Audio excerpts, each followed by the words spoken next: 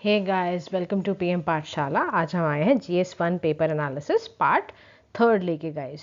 Let's discuss the part third question number. तो guys इस question में कह रहा है कि why was there a sudden spurt in famines in colonial India since the mid 18th century. And इसके आपको फिर आगे रीजंस भी देने को बोल रहा है। ठीक है, 150 वर्ड्स में गाइस करना है। 10 मार्कर का ये क्वेश्चन था। Now let's discuss how to write this answer.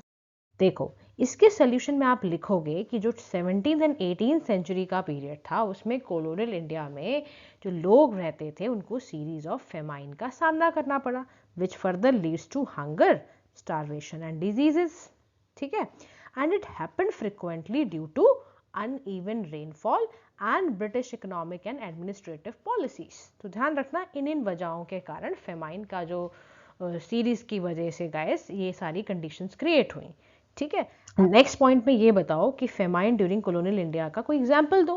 तो एग्जाम्पल में लिख दो कि बंगाल फेमाइन 1943 का जो था, ठीक है, वो आप लिखोगे इसमें, जिसकी वजह से आपको पता चला कि 3 मिलियन से भी ज़्यादा लोगों की डेथ हो गई।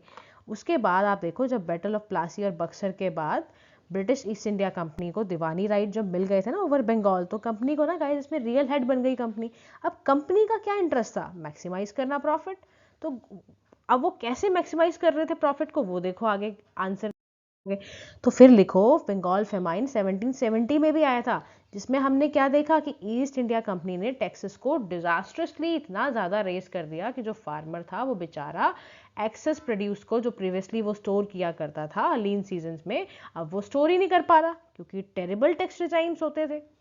ठीक है, आगे लिखोगे, कॉलोनियल गवर्नमेंट फोर्स करता था फार्मर्स को, क्या फोर्स? प्रोड्यूस करो cash crops like Poppy and Indigo for export rather than food crops.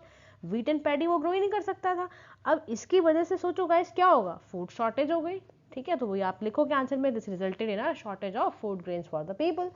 आगे बताओगे कि जो क्रॉप्स को एक्सपोर्ट करा जाता था displace millions of acres that could have been use for domestic subsistence, के लिए हम यूज कर सकते थे। तो जिसकी वजह से गाइस क्या हुआ?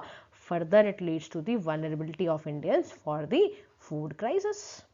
ठीक है, आगे चलोगे, to failure to provide food to millions who were hungry during the famines of 1870s, वो इसलिए ब्लेम किया जाता है गाइस क्योंकि एक तो एब्सेंस था किस चीज़ का? एडिक्वेट रेल इंफ्रास्ट्रक्चर नहीं था। तो देखो, इंफ्रास्ट्रक्चर का प्रोसेस क्राइसिस था। दूसरा, incorporation of grain into the world market through rail and telegraph, तो ट्रांसपोर्ट की प्रॉब्लम की वजह से देखो क्या प्रॉब्लम आई। फिर फेमाइन कोड जो लगाया था पास्ट में, that recognise that non farm जो रूरल पुअर पर्सन होते थे, आर्टिजन वीवर्स, इनको भी बहुत बैडली हिट किया गया और इनका बिल्कुल एड्रेस नहीं किया गया इनकी प्रॉब्लम्स को। तो ये सारा प्रॉब्लम था गाइस, जिसकी वजह से हमने देखा कि बहुत तेजी से वो मिड 18th सेंचुरी में फेमाइन क्राइसिस इंडिया में आ गया। तो this is how guys you need to write this answer. ठीक है, चलो नेक्स्ट सीरीज में मिलते हैं। Thank you, keep liking and subscribing our channel.